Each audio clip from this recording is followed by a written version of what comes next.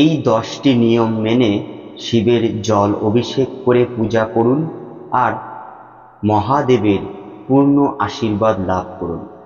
শ্রাবণ মাস মানে বাবার জল অভিষেকের মাস।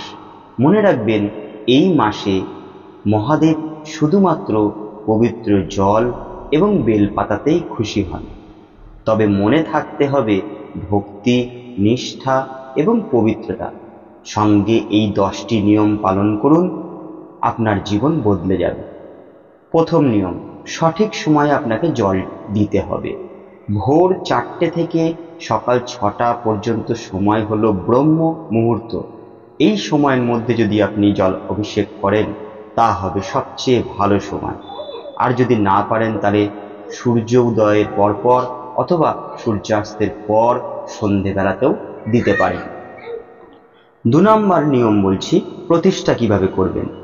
স্নান সেরে শুদ্ধ বস্ত্রে ওম নমঃ শিবায়, ওম নমঃ শিবায় জপ করতে করতে পূজার প্রস্তুতি শুরু করতে হবে।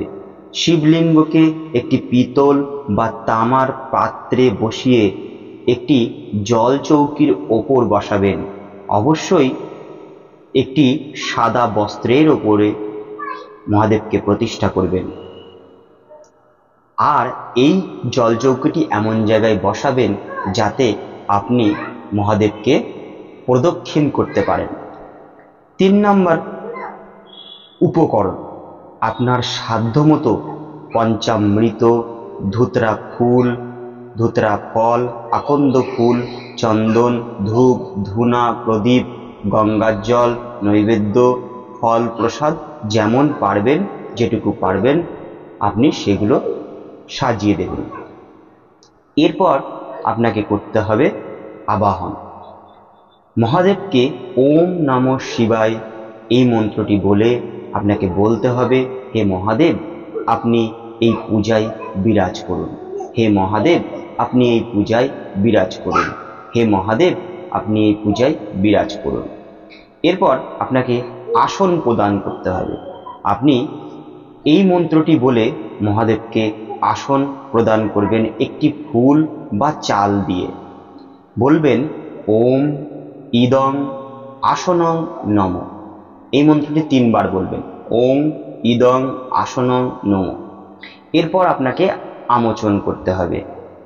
গঙ্গার জল দিয়ে নিজ হাত মুখ ওম বিষ্ণু ওম বিষ্ণু ওম বিষ্ণু বলে আপনাকে ধুয়ে ফেলতে হবে। এরপর হবে জল অভিষেক।